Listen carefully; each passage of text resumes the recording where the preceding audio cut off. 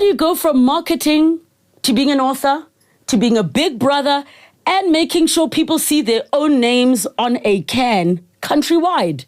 Stay tuned. Khaya Dlanga's in the building.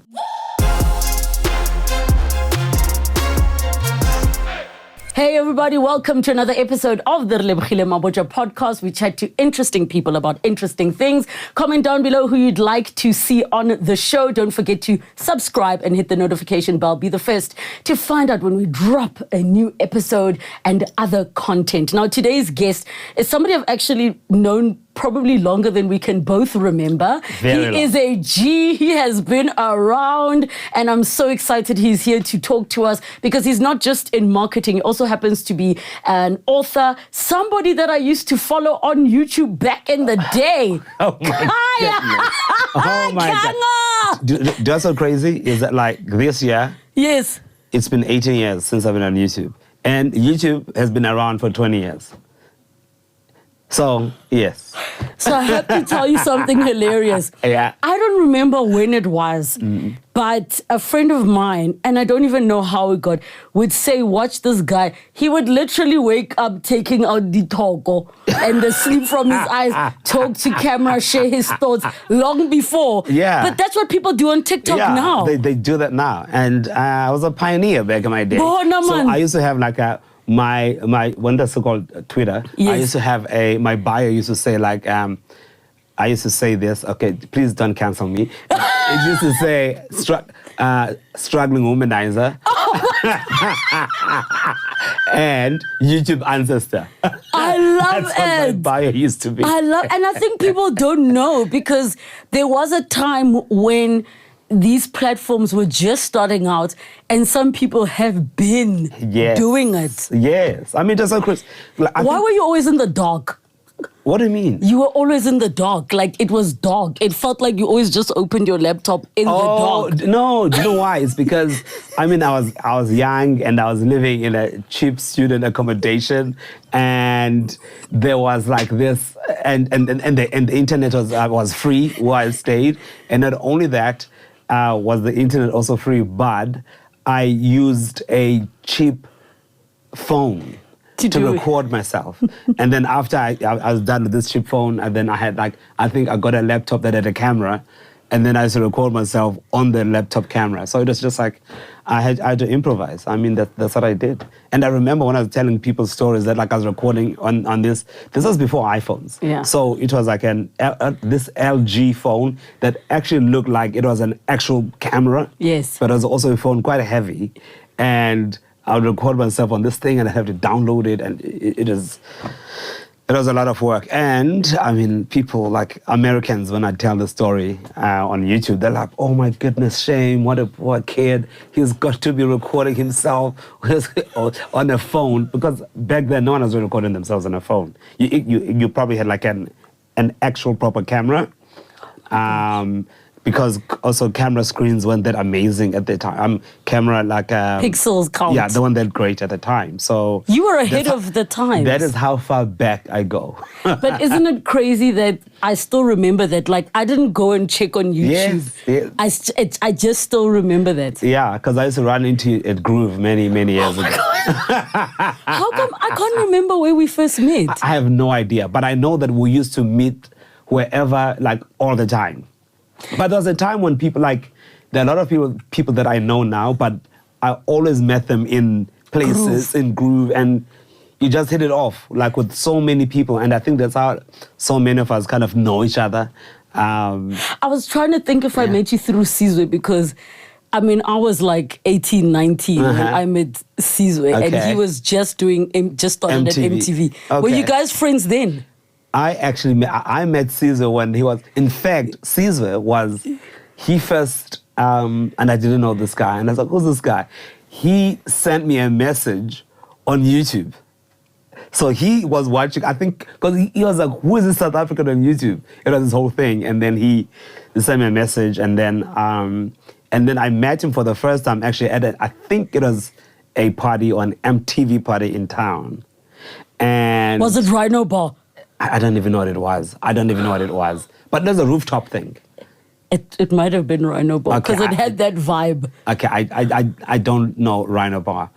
I can't remember it. But the first time I actually properly interacted with him, Kerry Rowland was here for something, and for some AIDS thing, and at Cedar Square, and at the cinema there's some theater there. And so we're there, she's talking, she's saying whatever, and I don't know, I think I was invited. And I think I had a question, and I raised my hand. And so Caesar kind of points to me and says, Khaya V. And so I was like, a little bit shocked. I was like, wait, how does he know my YouTube name? Who's this guy? Because my YouTube name was Khaya V. And so he pointed to me, and then I asked whatever question I asked. But that's how I first, and then from that day on, we hung out. My goodness. Literally from that day on. We used to see each other all the time. And I do remember there was a stage where I was always with Bobby. And I think we just bump into each other everywhere. Oh my word, yes. The polo. That is so true. Now we have sons who we don't groove anymore. Like we see each other on video call. That's how we hang. Oh my word, this is Pabi. It must have been Pabi. It must have been Pabi, actually. Yes. You know what I love about our era? Yeah. Everything still lives in our memories. Yes. Like there was no social media capturing that stuff. It's still a novelty. Yeah. To think about those things. Because we didn't think the cameras were great on the phone, so we didn't really take pictures unless someone had a camera with them. Yes. And to take pictures. And that was the only time we had pictures. Yeah. And I think Yeah. I do know, though, at a time when BlackBerry had come out, that's when people started. BBM. That's so true. That is so true. I think that they started pictures. Hey, people I'm sure like the 2000s are like, what is a BB? What is BBM? But you know, you and Sizwe and Anel and Trevor used to call you guys the Fourways crew. The Fourways Twitter Mafia.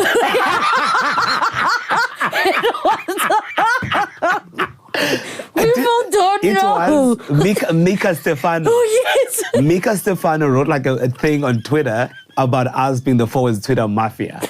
And I think I remember the post that these people who think that they run and control Twitter, and he mentioned the four of us as five of us, and Poppy and Kolisa. But they said Kolisa was a nice one, and everyone else was not. Well, Mika, you are right, because Sizwe's running Twitter right now. Is he almost, would you say he's the South African Twitter president right now? Well, I mean, I don't, how do you define who the who the president is? I don't know. It ain't Cyril on Twitter. But it's Sizwe Kamal. But I do remember a time when, we did, I wouldn't say we did, but you kind of orchestrated conversations unintentionally. Yeah. So I don't know, maybe I asked some random question right on Twitter, and then maybe half of South African Twitter is going on about this one thing, for the day. And it was just like a thing that kind of happened. And that's when Twitter was still pleasant and nice and kind. When it felt like, I don't know, you were talking to your cousins and friends, but now it's, I don't know. It felt like our own little Gussie. It was. It actually was.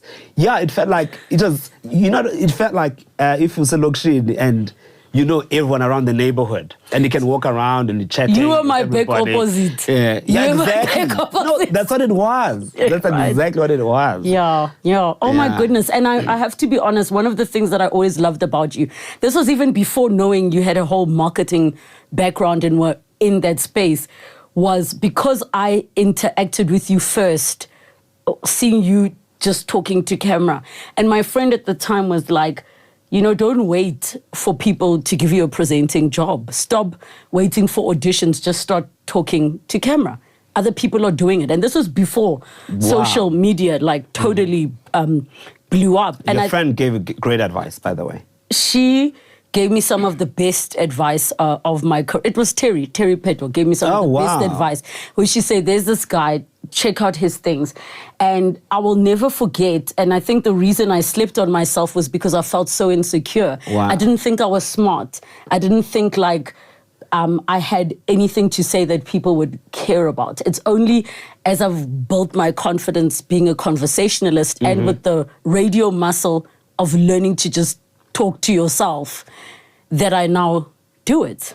Isn't it funny how we all like that sometimes, or we don't have the confidence and we don't believe that we have the thing, and we feel like we need some sort of validation.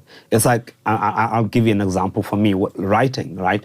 So after I'd written my first book, I've written 5 now. Yeah. After I'd written my first book, I wasn't calling myself an author because I didn't feel that I'd earned the right to call myself an author or a writer. And I felt like in order to be one, I needed to be I needed to have studied it. I needed these credentials in order to earn it, right? And then I wrote, even after my second book, I didn't. And the only time I was like, okay, I can call myself now an author and a writer was because my second book was shortlisted for the Alan Payton Sunday Times Prize. Oh my goodness. And then I was like, oh, actually, yeah, when people say I'm an author, yeah, I am an author. And I felt like I needed these kind of credentials and all of that. But can I tell a very funny story about Terry? I'm sorry. Yes. So Terry, I was in LA. Yes. So I was in LA, it was at the Beyonce Coachella. Yes, yeah. yes. So I was I've left Coachella and I'm in LA. I am having dinner with some friends, right? And my cousin was with me, Lisa. So I'm there having dinner, and then I get like a WhatsApp from Umini. Oh, because she was also in LA at the same time with, I remember that trip, yes.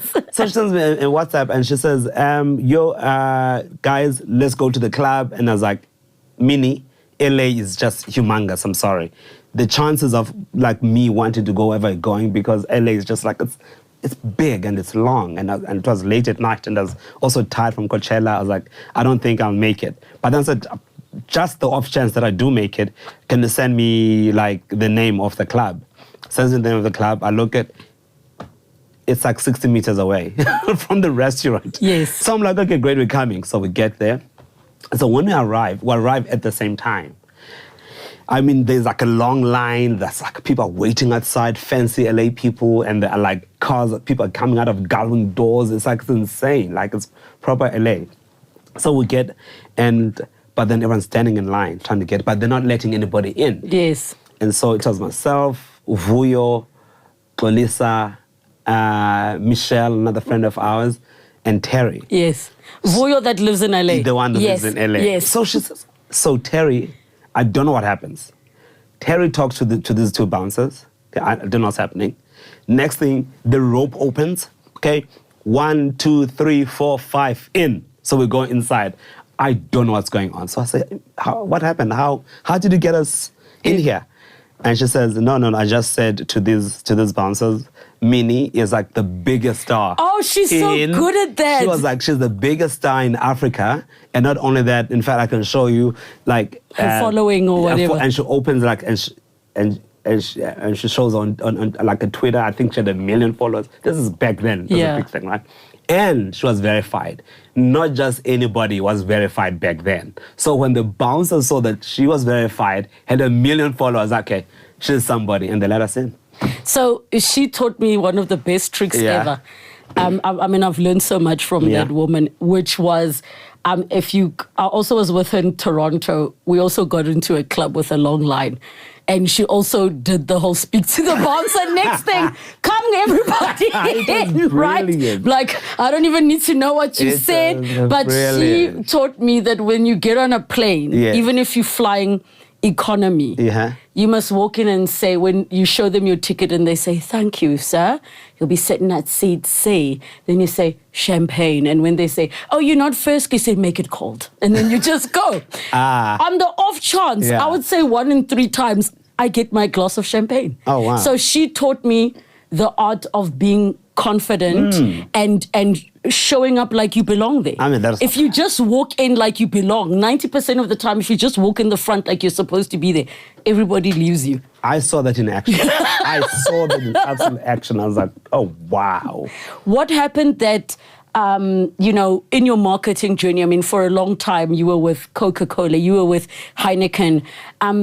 From a marketing perspective, which is a space that I have a sister who works in, specifically in research. So all my experience of brands you know, and understanding that other level of what you guys study in terms of customers.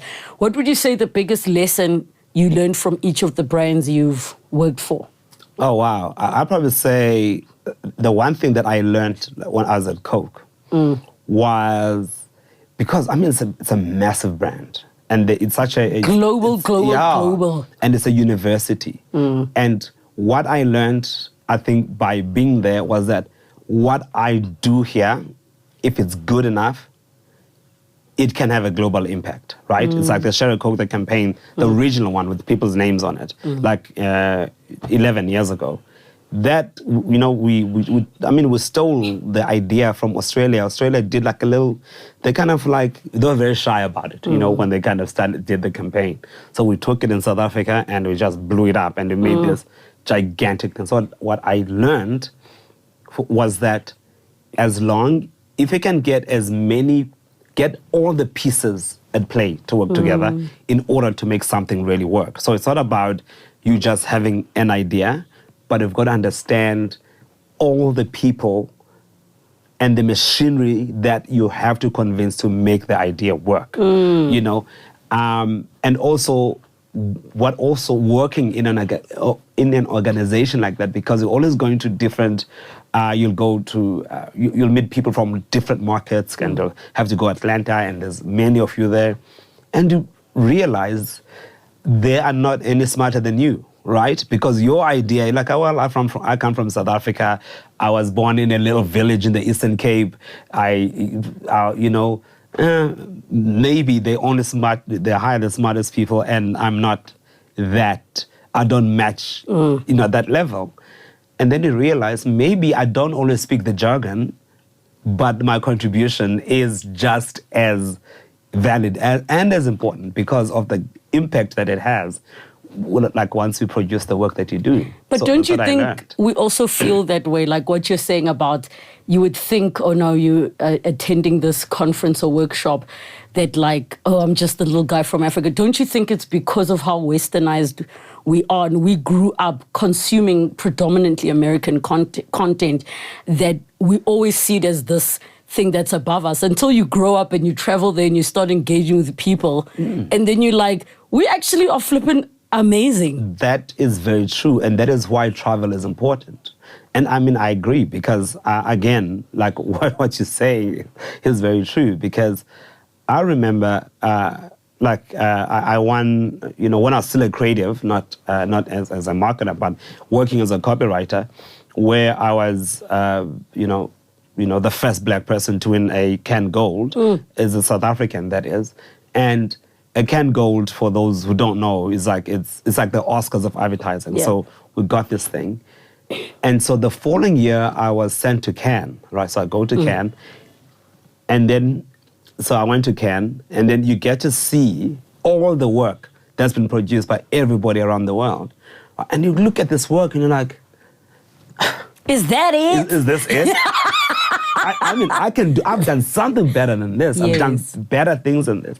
And so that's why I think travel is very important for you to, well, if you can afford to, right? Or if you don't travel, at least expose yourself to what is out there in the world so that you can see where you match, against the rest of the world. Because I think sometimes because we're so insular and we only look at what South Africans are doing, and we feel that, okay, this is it. But I think that maybe the exposure of like social media and the internet is that with so many people creating things in South Africa and those creators blowing up globally, I think maybe we're starting to see that actually we don't have to look at ourselves as this little, island that, can't shake or move the world. So yeah. But also, I think now we're living in a time where we realize how big our influence is. People have been jacking our for years. And I'm talking ideas and creativity, and we see it being recreated. And I think that's possibly why there's this tension between America and South Africa the way that it is now, is we're starting to realize our power. And because we're starting to realize our power, they are behaving like the oppressors that oppress them, with them realizing their power. Why are you laughing? I'm laughing. Do you know why I'm laughing? Yes. I'm laughing because I think part of it is a surprise from them. Okay, they still have the image of like the African with the fly, right? Sorry. No. You know what? Yeah. Wait, are you saying the African with the fly, or I'm imagining the gods must be crazy? I think they still think maybe we're that living too. like discovering Yes. the bottle. The gods Coca-Cola. must. That's what they're thinking. They think like we, and so or they find it hard to believe that like we not only can we be on par, but sometimes it can be like above par. So that is very surprising to them. Sometimes he meant all the time. Yeah. And I had first-hand experience on this. I know we were talking about YouTube earlier. The comments I used to get on YouTube, this is from Black Americans on YouTube. I mean, like, YouTube moderates, like, comments now. Back in my day. In the MySpace era. In my day, they did not moderate anything. So the comments, I would get people calling me a monkey, what are you doing there? Go back to your country, because they cannot believe that I am making YouTube videos from Africa. It just could not compute to them. So, and I would do things, I'd literally walk around and make videos where I'm outside, where they'd see our buildings and see where we were. And it was a very difficult thing for them to, to accept. So I think that it's hard for them to, I think it's hard because they think that they are the bar, right? Dude, and the thing is, I think, and this is what is frustrating, is I love the patriotism. I love that concept. And I love the concept of like loving your country. But the lack of self-awareness is just, again, it goes back to expose yourself and travel. So now there's parts of me which feel like, please stop telling people how great South Africa is. Please actually tell them, because now y'all won't leave and we've got problems we need to fix. Exactly. But I think it's all manifested like these decades of that onto Tyler. Yeah, they have, by the way. You're right. But also, I don't know if you remember this. I think the first or the second time South Africa ever trended, first or second time on Twitter, was, I don't know who started this. I think it might have been me, I don't know. But the hashtag was things darkers say. It was definitely you. Because that is such a you hashtag. What do you mean? And so that is definitely you. And so what happened was Americans, so because this thing was trending, right? It was number one. So Americans, why would you say this? They go off, right? Not knowing that in South Africa, it was not seen as a derogatory term, right? And South Africans were going defending, this term. They're like, well, guys, if you guys think that that's your issue, it's got nothing to do with us, because you think that like what America thinks, what Americans think should be applied to the rest of the world, right? And I remember, so when the Tyler issue started, I remember thinking exactly, going back to I don't know, maybe 2010, I don't know what year it was, whatever year that was, but I was like, Americans have been like this for a very long time. But have we not? I would have thought. Like they think that they should, African Americans, a lot of them, I'm not saying all of them, seem to think that like the African American worldview, right, should be the gold standard. The gold standard for all black people across the world. Not even for all black people, for blackness. Yeah, for blackness. And the thing is, blackness takes so many shapes. And I mean, a conversation for another day where some people even believe the entire majority of the world, including Asia, including the Middle East, is black. Conversation for another day. But you're not the standard for blackness. And if anything, for me, the Zulu parade, I was like, guys, like, I was like, is this a joke? You know, you see how much we go through in the country. That is so you even funny. forgot about, sorry, Zulu parade. So now, I think also, and I love it for Tyler and the fact that this discourse is starting to happen, because I feel like we are living in a time of, I can't think of a better word than revelations. Yeah. We're living in the era of truths which is us knowing, like, we've never been more connected to what's happening in different countries. On any given day, you will see a video clip, depending what your algorithm is, of somebody in Gaza right now. You'll see a clip of somebody somewhere. So if now we are living in a time where there's no curated media, you can see Americans are still being fed paid propaganda. Yeah. There's certain things they don't see. They didn't see that Italy shut down in protest of what's happening to the Palestinians. And so in some ways, I don't blame them. But in other ways, I'm like, don't we got the same internet? But also, you're also don't still you think also as a part of cashing like checks. a lack of curiosity as well? Because I think, because a lot of the times there are things that we know, right, that we are not necessarily exposed to through the media, but out of pure curiosity, we get to know. It's called edumacation. No, because there's the education that you get through school, the one you're fed through media, and then the one that you give yourself because you're interested. And maybe, I don't know if it's a personality thing, because I'm sure you have a friend in your hood who knows nothing. Like, do you remember that guy when COVID happened, was on the news, and they're like, no. Get about overseas. Rona mo. Like, I imagine that guy from the hood who's like out of touch, is not planning to leave the hood. He doesn't want to know better. He doesn't need more. That's what I imagine it to be.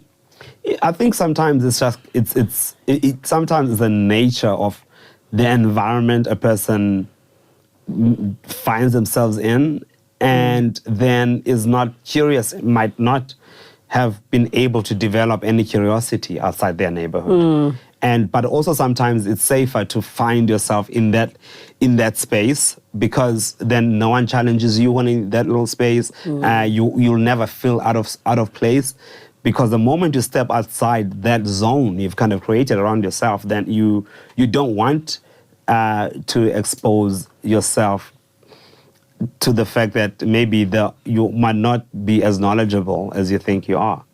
So if you were recruited onto Tyler's team right now, and she was requested to do an interview with Ms. Winfrey, let's say the big one, the one you don't say no to, what would you advise her to say on the issue? Because I almost feel like she was forced to stop talking about it, because nothing she can say is good enough to shut the people down. I mean, the thing is, what I've learned about people, right? There are people who are determined to believe what they want to believe, right?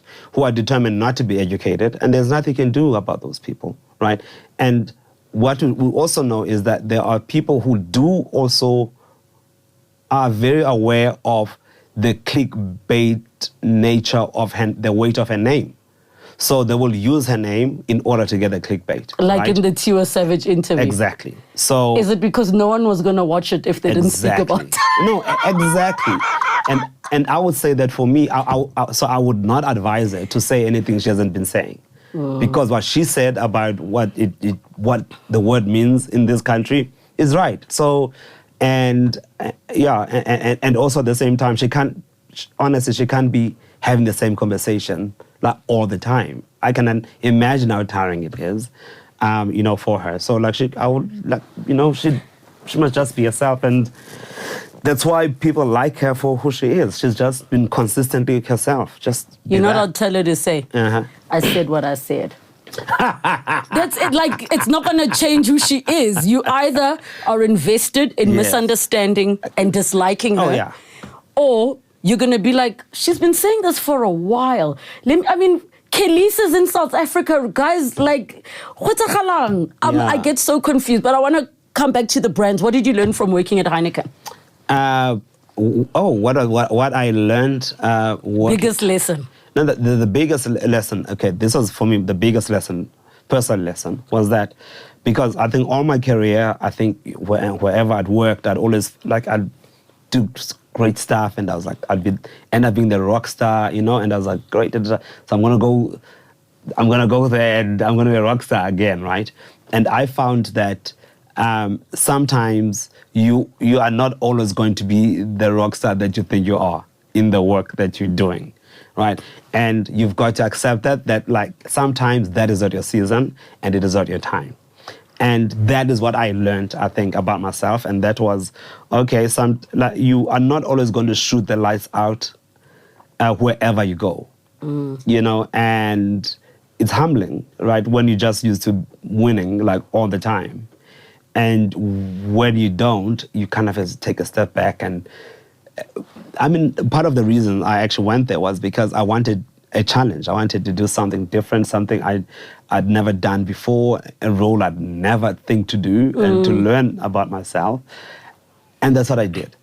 And it was, I mean, I took over a brand that was not doing well at all. Like, I mean, I think the decline when I got there, it was like something like minus 20% versus the previous year.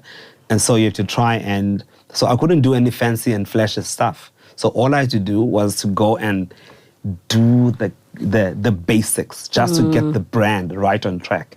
Just the basics, which are very boring to me. Right? And you came from Coca-Cola, big budget. Exactly. Let's put everybody's name on a can. Let's do that, yes. you know?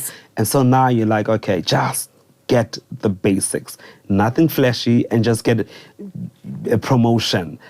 Make sure that like you've got enough, you know, and that there is availability in, you know, like very basic things. And what I learned was you've got to be, sometimes you've got to think that you don't always have to be innovative and inventive.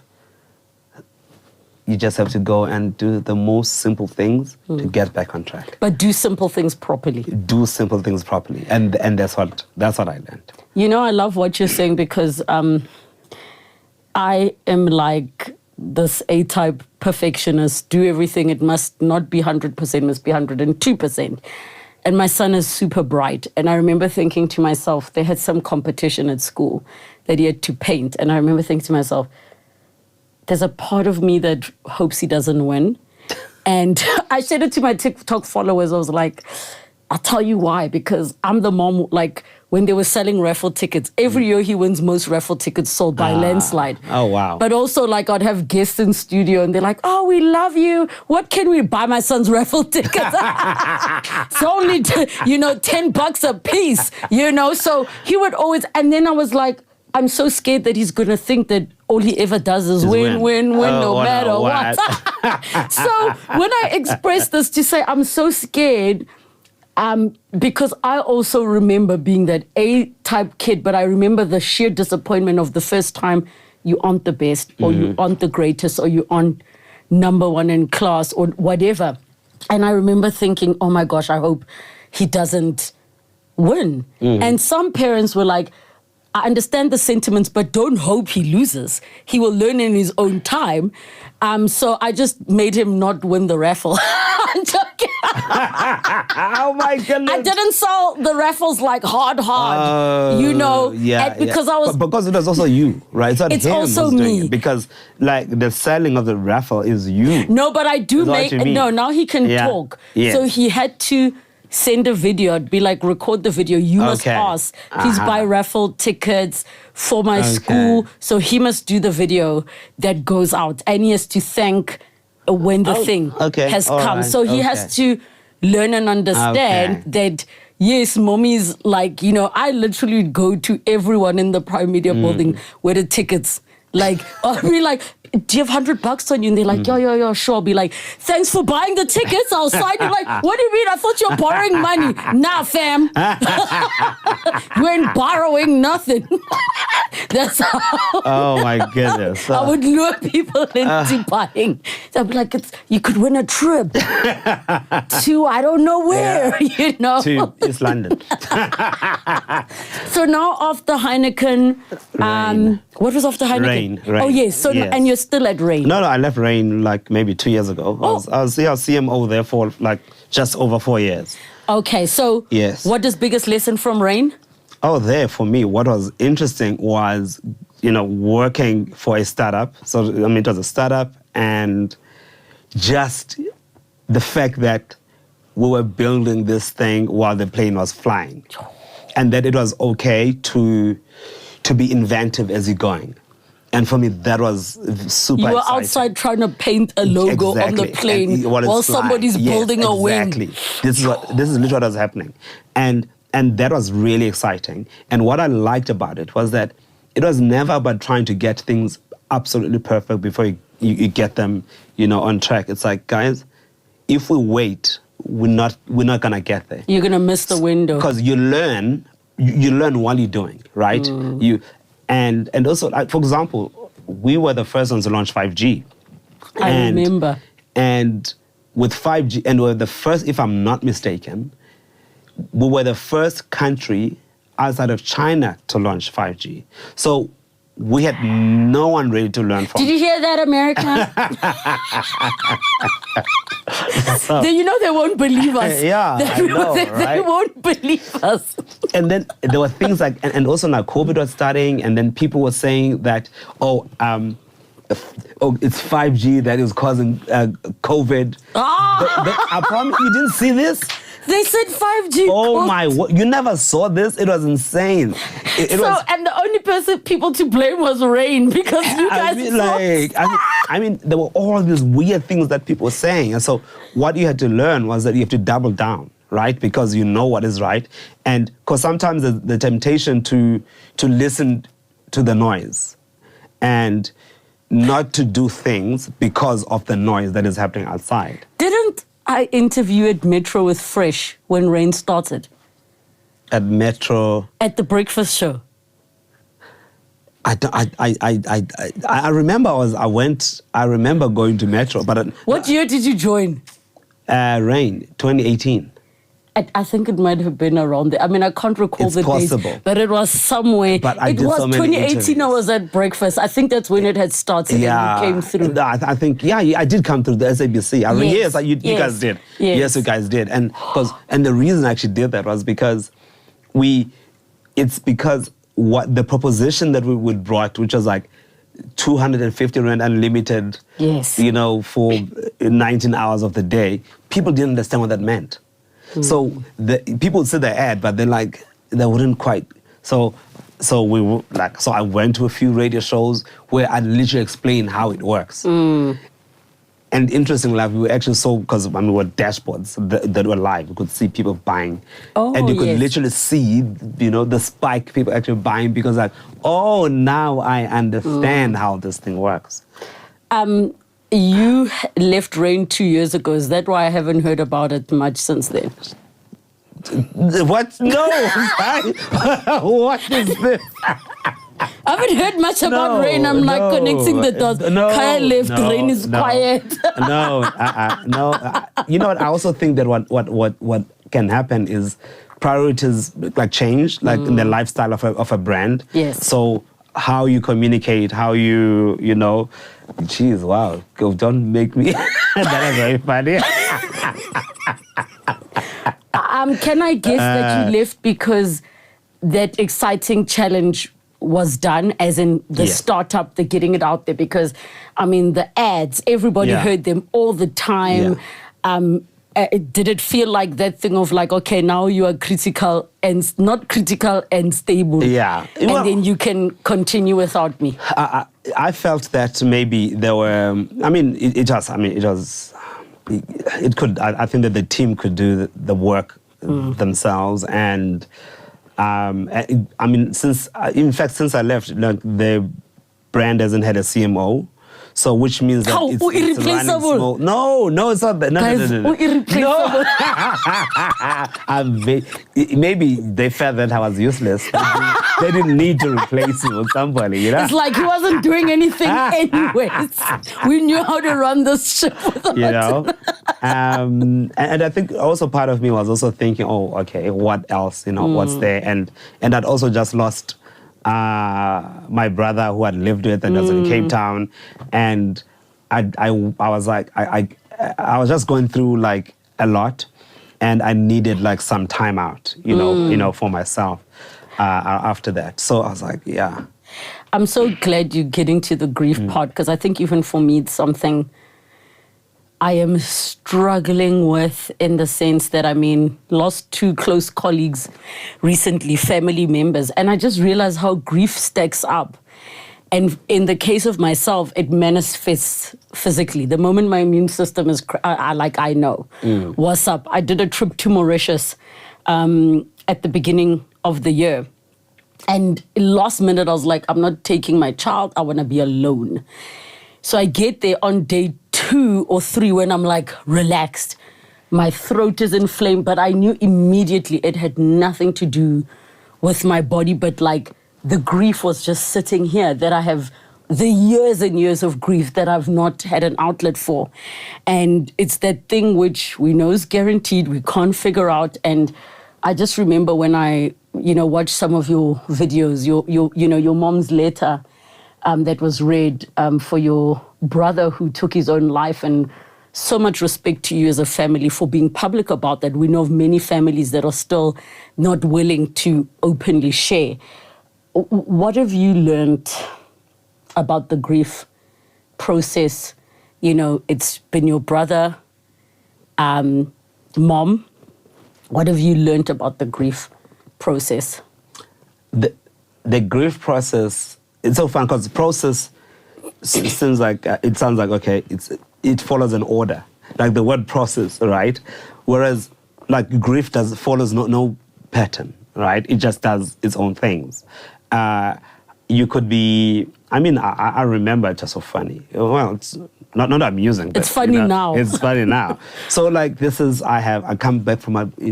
just come back from my brother's memorial service, and I've booked a restaurant with, family and some friends are coming to join me.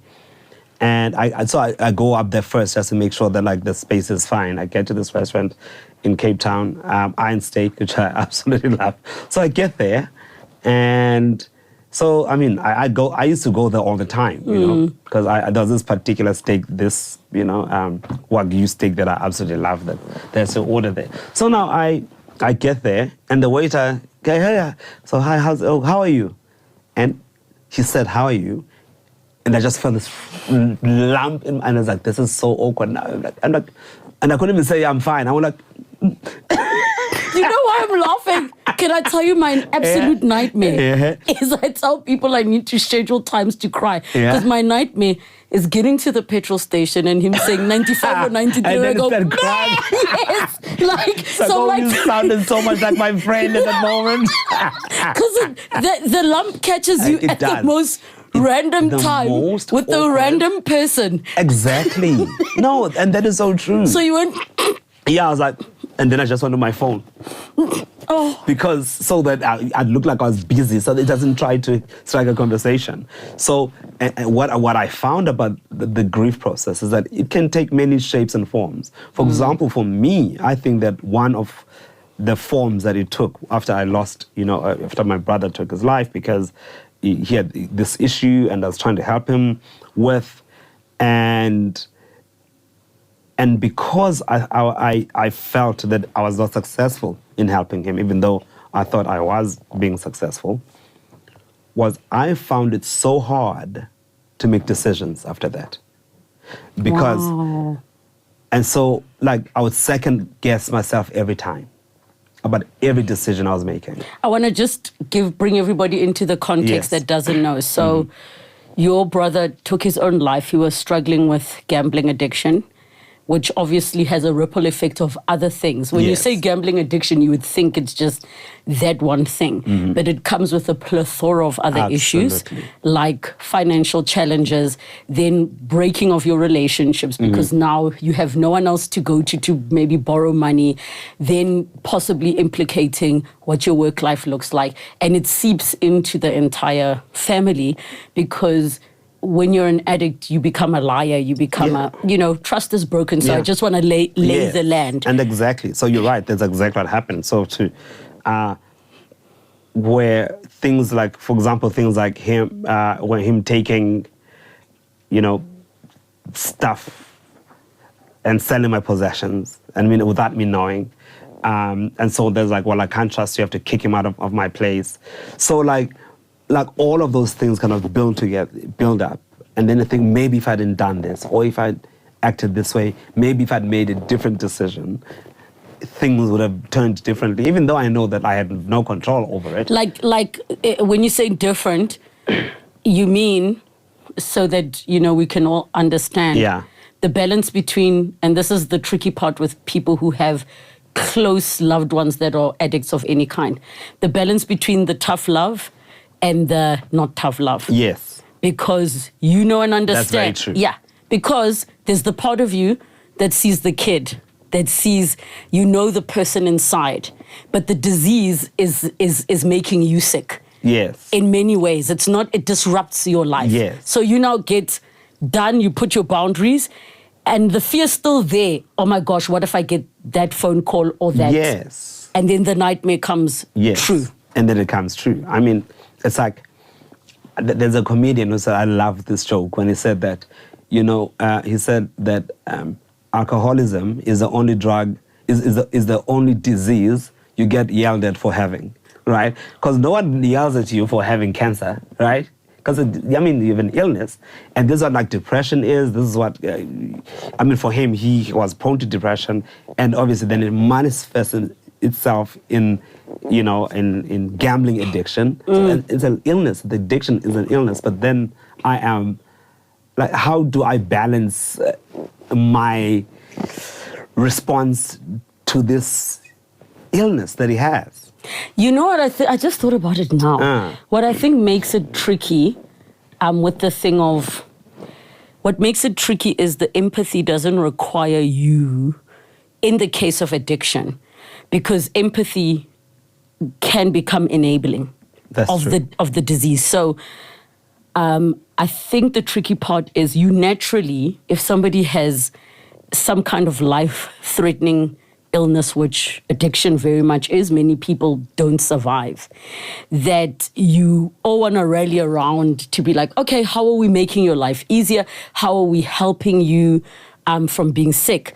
But now the challenge comes that a person with cancer, the most they can do is vomit on you or, tire you physically with their symptoms, but their sickness is not making them manipulate you. They're not making calculated decisions. Yes, and now the scary part is you differentiating between the person and the one with addiction, where on the one hand you're like, it's the addiction speaking, but it's still the person speaking. Yeah.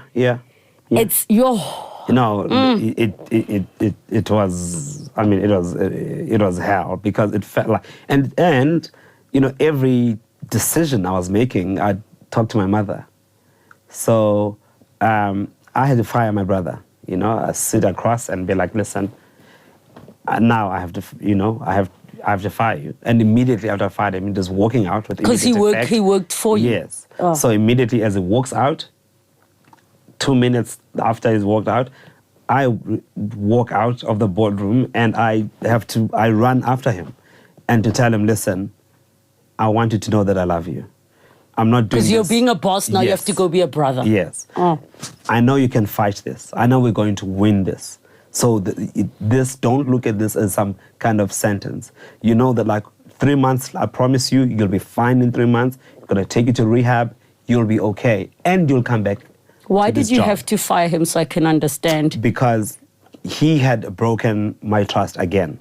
So what happened was that because he had, the first time I realized, because I had no clue, right? Because he was living with me, obviously. I had no clue. He had an older brother making significantly more money than he was. And so he wasn't paying for anything in the house, nothing. So, and I never had those expectations. But then one day I kind of realized, no, man, if I don't buy anything, he doesn't eat. And I asked him, where's your money? So I asked him, and he said, stuff. And then he laughed, and then I ignored it. And that kind of, but then when I went on holiday, I went to the States, and I was there for about 3 weeks, 2 weeks, I don't remember. And when I got back, a whole bunch of my items were missing. And I asked him, where's everything? What do you mean? What's going on?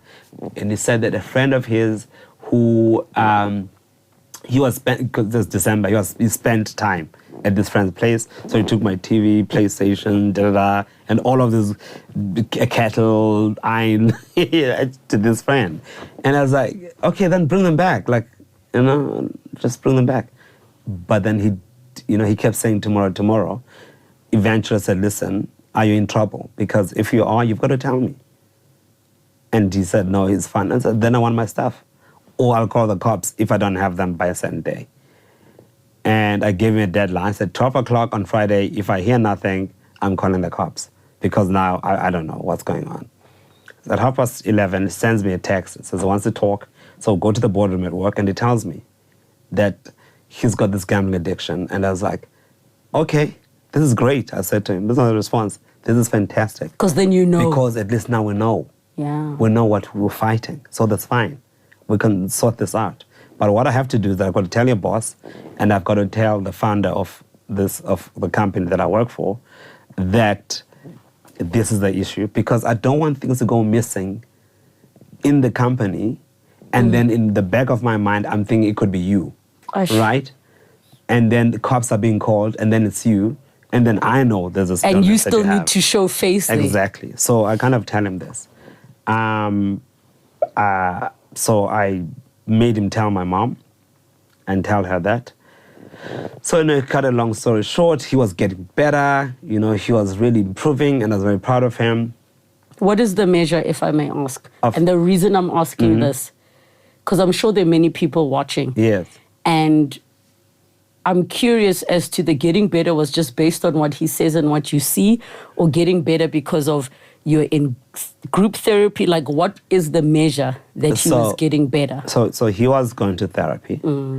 And at work, we basically said, listen, you're going to show up better than anybody else at work. We just need to focus. It's just, and like he was, and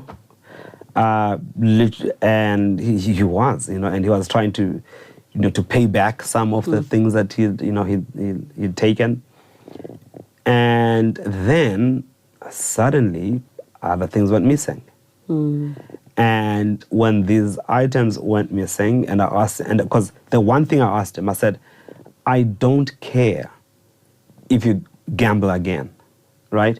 It's not that I don't care. It's just that, like, I don't expect you to get better overnight. To not relapse. I like it to be unrealistic for me to have those. I think it's going to happen, because part of getting better is that, I imagine. So the only thing I don't want from you is lying. Oh. Just don't lie. That's all I want from you, because lying makes it worse for you, because you feel bad, and then it drives you deeper into this thing, because you're concealing things you don't need to be concealing. That's just don't lie. And you don't then have at least one person that you can be accountable to that won't judge you. Yeah. And so what happens now is that there's a relapse because the item's missing, and I keep quiet for a few days because I want to give him the chance to come say that. And then I said, so eventually I said, is there anything you want to tell me? Like, he said, no, it's fine. I said, come on, like what happened? Because there are things missing here. And he kind of like dilly-dallies, and I said, okay, I can't do this. And then he sold company equipment, a laptop and stuff like that. Which is why then now I had to have a meeting with him and fire him. And this is why I'm now in the boardroom with him. I'm firing him, and it's such a difficult thing to do, because I know he's got an illness. Because I think this is part of the tough love, and so now me chasing and running after him is me. Also, I suppose in the boardroom, this is me being tough, and me running after him is the love part, And then I said to him, I walked him to my place because my place was close. It was like a 5-6 minute walk to the office, from the office. And once we got there, we were talking, and then I said, listen, just so you know that, like, because trust has been broken. all I asked was that don't lie. I cannot allow you to walk into my place. I can't give you my keys anymore to walk into my place. You have to wait for me to come back from work before you can get into my place because I can't trust you. And another thing that you're going to have to do, you're going to have to give me your phones because that's how you gamble.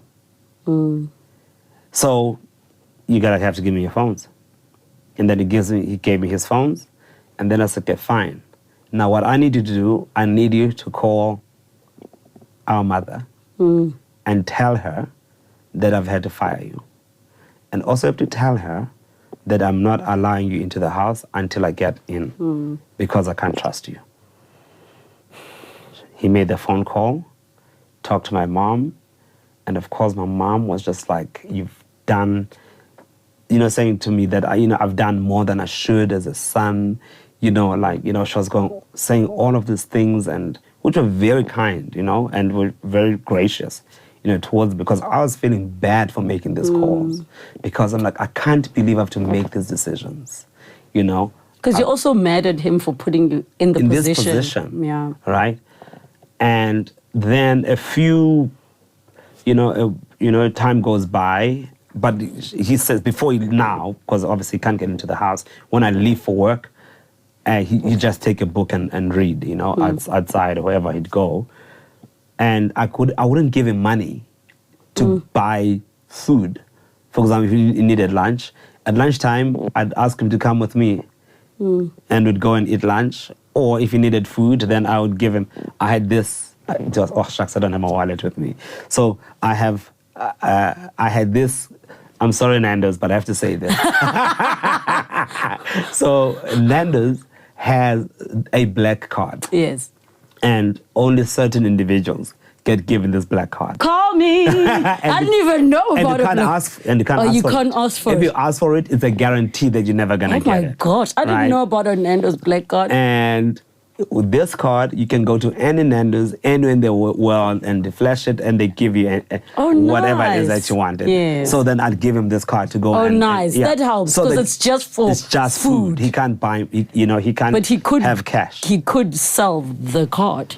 No, he couldn't sell the card because my name is on the card. So yes. you can't. And then so I'm often having to think about, like, how can I make sure that he's got no cash so that he can't gamble. But then the one thing that I said eventually, I said, I'm not a prison warder. Because I'm not a prison warder, you are going to tell me when you feel I can trust you to get back into the house. And you're going to tell me when you think I can trust you to give you back your phone. A few weeks went by, and then said, okay, I feel like you can trust me now with the key. I said, so I'll give you the key because I trust you now. I'll give you back your phones because you said that I can trust you. But the moment you slip again, you have to say it. I shouldn't have to ask you. And then a few weeks went by, and he slipped again. And didn't tell you, and you knew because things were messing. Yeah. And then I was like, okay, this is it. And my threat to him at this time was that I told my mother this, and I said, I was having to fly from Cape Town to Joburg, and I kicked him out, basically. And I remember driving past him in the morning, because I knew he'd either go to his girlfriend or one of his friends. Like, I knew he was gone. But at the same time, I was gone for the weekend. I was like, Flip, I can't not give him money. He's got to eat. I know he's got nothing. But what if he uses money to gamble? And I think that's the tricky thing with those types of addictions, similar to food addiction. Yeah. Is usually with addiction, you're going to quit the thing and never have it again for the rest of your life, like alcohol or drugs. Whereas in this case, you have to actually learn the self-discipline to be able to have the money and not use it to gamble. Or you got to learn to eat like what your body needs, as opposed to having a food addiction. Yeah. So when was the last time you actually saw him? The last time I saw him was me giving him, like, I think that's $500 for the weekend. Because, if I was like, well, that's enough to eat, and if he needs to take transport to go somewhere, you know, he's got that. But I knew the risk of the gambling was there, right? So, and then I was like, okay, cheers, you go. I went to my car, and I drove, and he was walking out because, you know, I asked him not to. He walked, and as I drove past him, I did not even look at him. I did not even look at him because I was so mad at him. And that was the last time I saw him, which was like, I think 48 hours later, he was no more. And that was the last time I saw him. He'd taken his life. And of course, that was like, I mean,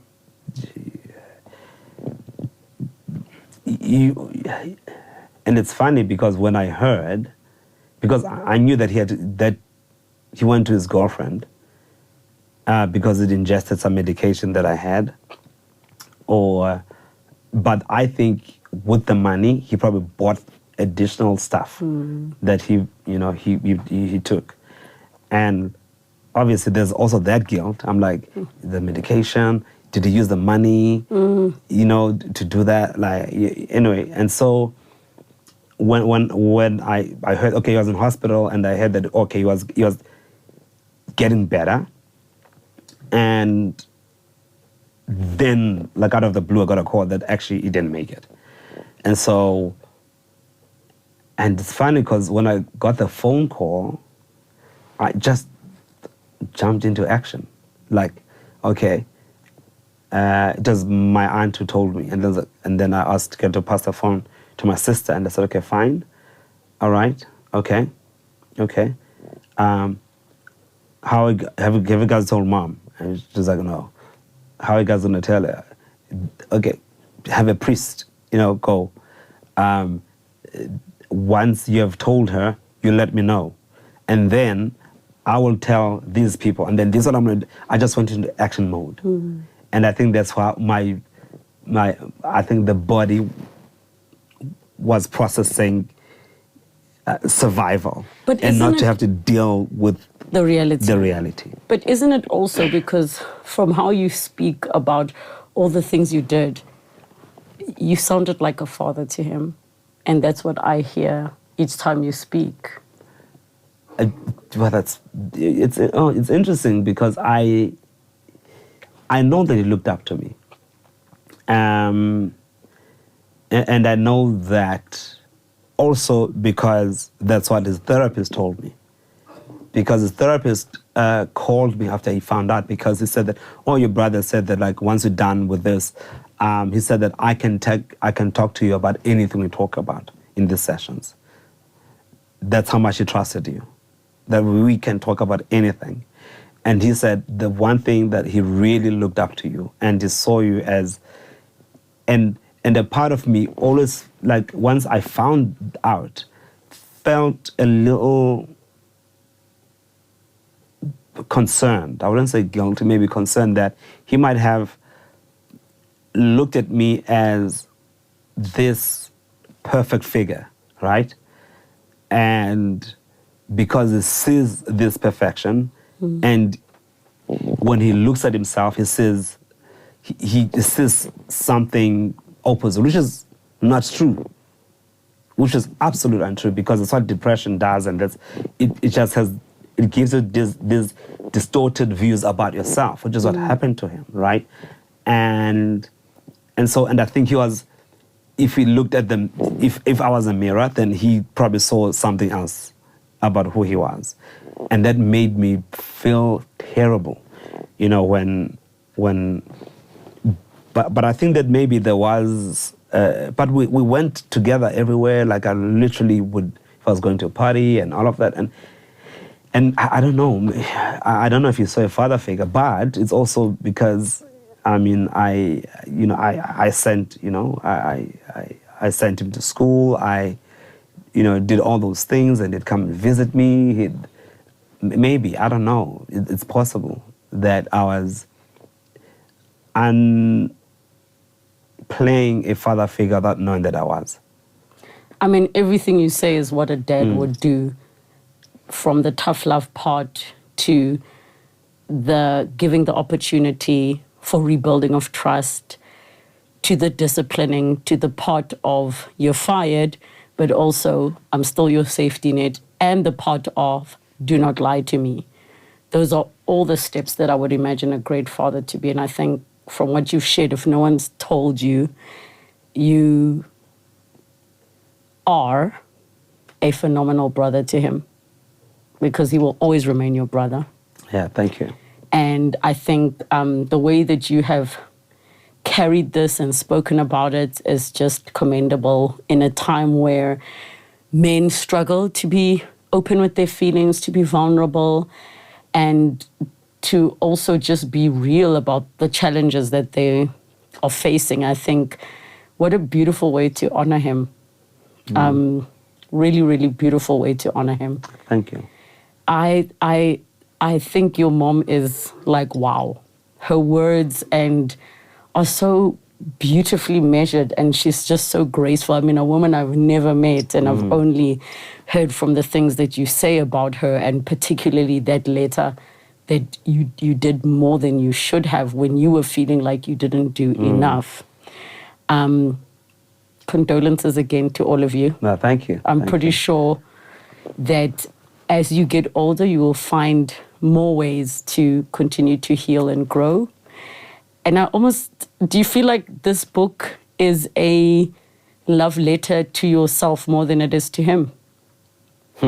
That's interesting. I actually think, I think that maybe the last part is maybe an acknowledgement of the grief, right? Because it's acknowledging what he was going through, and also subsequently what my mother was going through after finding out, after him passing, like, a mother bearing a son.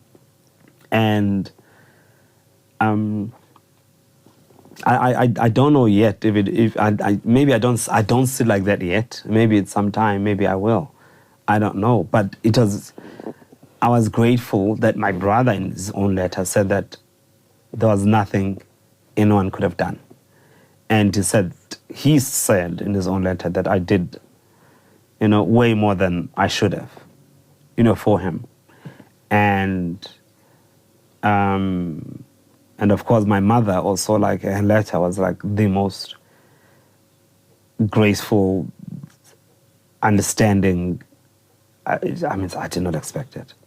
Like, because at the end of the letter where my mother said that that things of this world have tired you, they're weighing you down. So rest well, my son. Which was it's not something that you would expect, right? There was no anger, it was a release. But what was interesting was that even though she was releasing him, she was under her own very difficult, because later that day, at the funeral, where she was like, I'll try and say this without crying, because I think that there's only been one other occasion where I've managed to say this without breaking down, where my mom was sitting, myself, my sisters, and my mother, and she kind of said that ndiza kufa kulo nyaka ozayo. And I remember thinking, why would you say that? Why, she did get, she didn't die the following year, but if 2 years later, 3 years later, she did. She got very sick. She was a very healthy, active woman.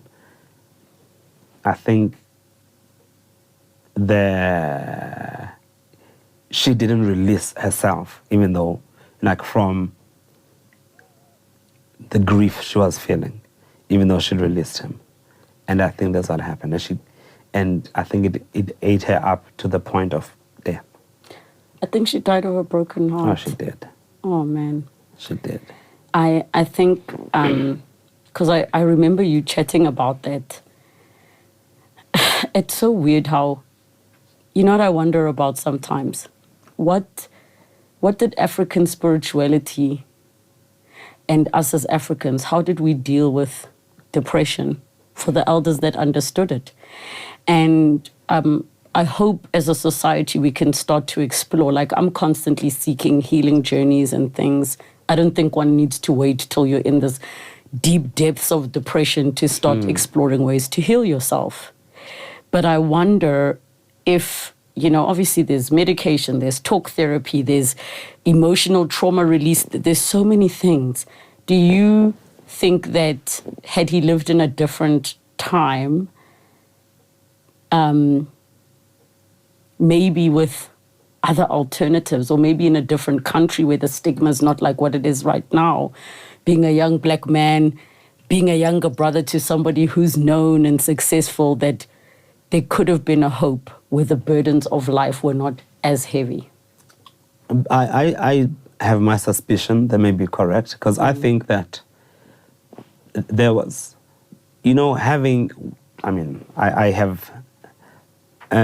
think I have like a nostalgia of the village, because I was born in a village and I grew up there and spent the first 10 years of my life in the village. Was that there was always something to do when I'm in the village. And there's always community. And that's the thing. There's always community. There is a cousin, you have to go there, you have to go and get water, there's always something, right? And there's always community. And there isn't too much time for you to be too much in your head. But I think obviously now I think we're losing that, you know, that's because people there aren't as many cows in the villages as there used to be, if there are any. People aren't going to plowing in the fields. You know, the family structure and the community structure has disintegrated somewhat. And I think that, they do say that the happiest people, the studies say that happiest people, friends, family. And when you have that community, that is when, levels of depression are kind of lower in community, and people who have community, around them. But I think also it's not even so much about these things to do. Yeah. It's understanding that you are contributing and making a difference. Exactly, 100%. So when you know that when this plate comes, you were part of the slaughtering. Yes. You were part of the whatever. You contributed. Now, a person in a very dark place who's unemployed, who's whatever, the conversation in your head becomes easy to say, why am I even here? Would anyone even notice if I were gone? I'm not contributing. And you're telling yourself, because you are in a room by yourself, or you can spend a lot of time in a room by yourself without anyone asking you. But if you are in a place of community, you don't have that luxury.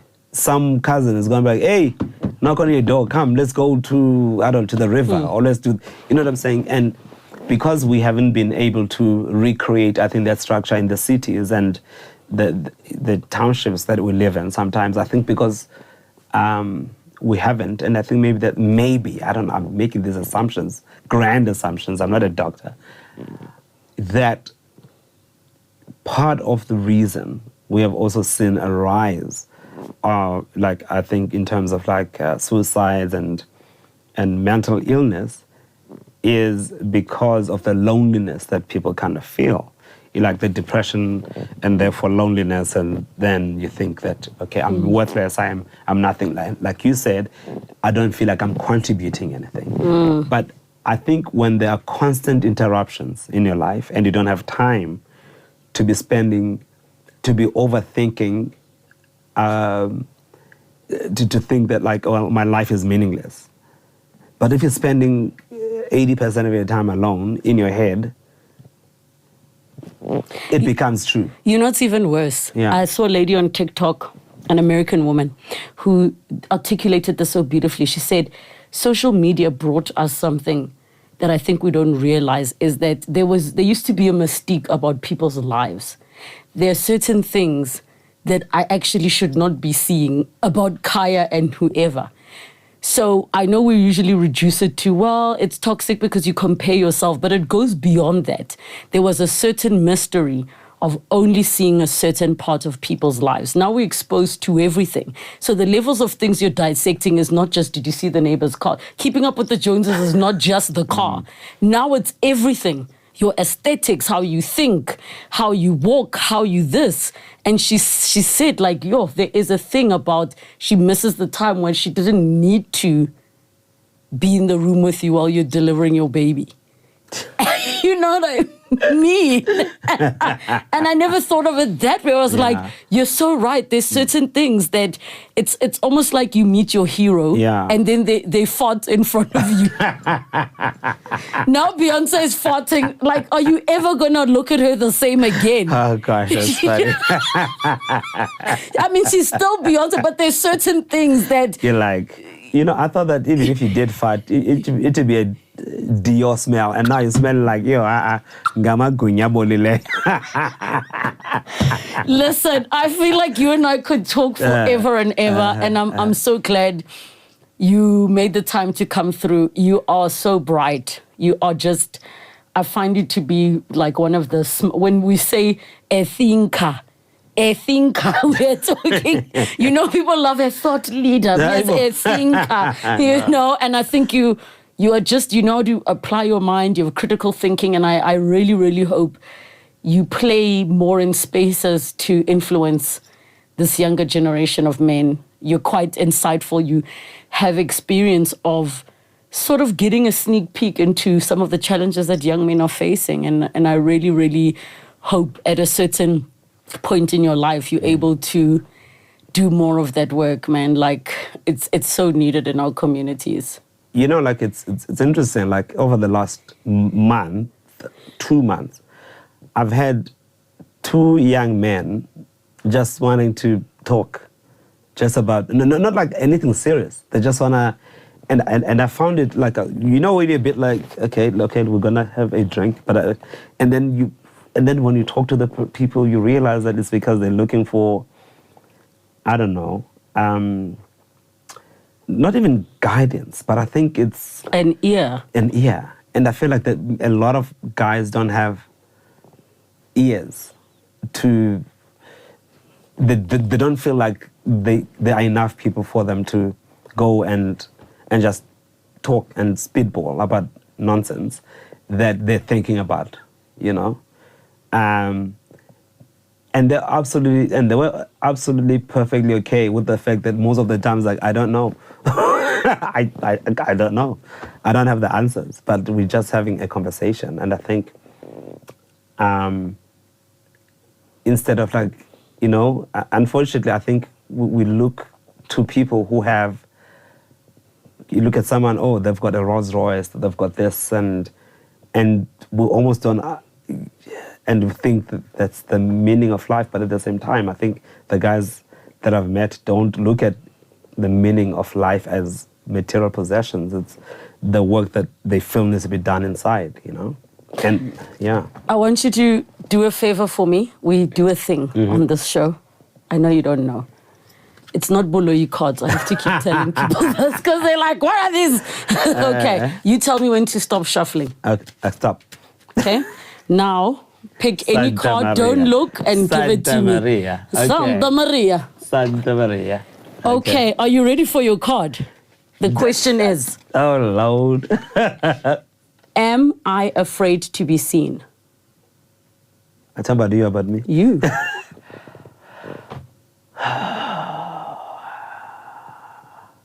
I think so. Let me read the rest. The world doesn't want you to hold back any longer. Time to shine your unique light on the world. You were made from love, and from love you are whole. There's no more hiding. There's no more shame. There's only truth. Live naked and free. Santa Maria. What does that mean? That's so crazy. A few months ago, I wrote,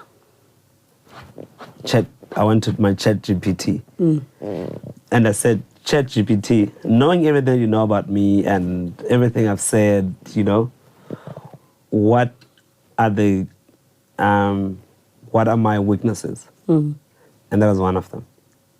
Literally. And ChatGPT said that you constantly underplay yourself, you underplay your achievements, and you almost trying to hide.